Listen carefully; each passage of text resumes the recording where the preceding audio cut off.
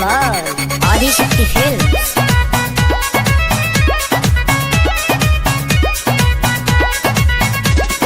लबर लबर के होसे लागे बतियावे, समझेला अपने केहू के सीधा बाबे।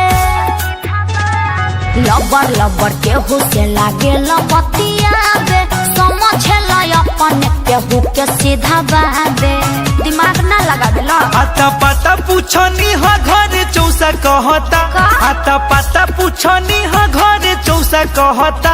बेटा कहनी त हमारा के मौसा कहता, बेटा कहनी त हमारा के मौसा कहता, बेटा कहनी त हमारा के।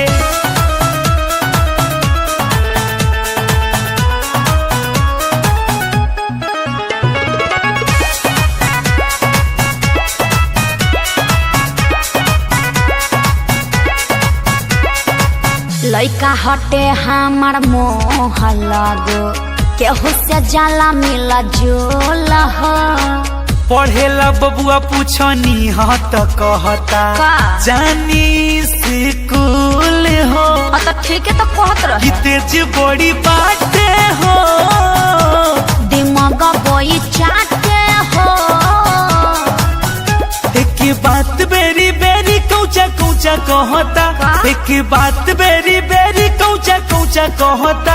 बेटा कहनी त हमारा के मौसा कहता, बेटा कहनी त हमारा के मौसा कहता, बेटा कहनी त हमारा के। अरे चालू बा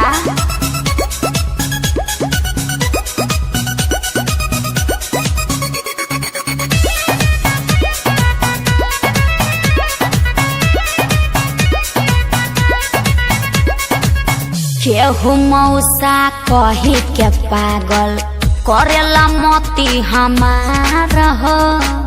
मनुअल बेला से कद तू शादी, बाड़ी जे बहिनी तोहार हो।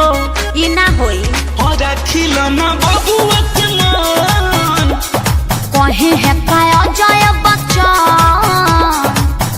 आता पता पूछनी हा घर चौसा कहता, आता पता पूछनी हा घर चौसा कहता।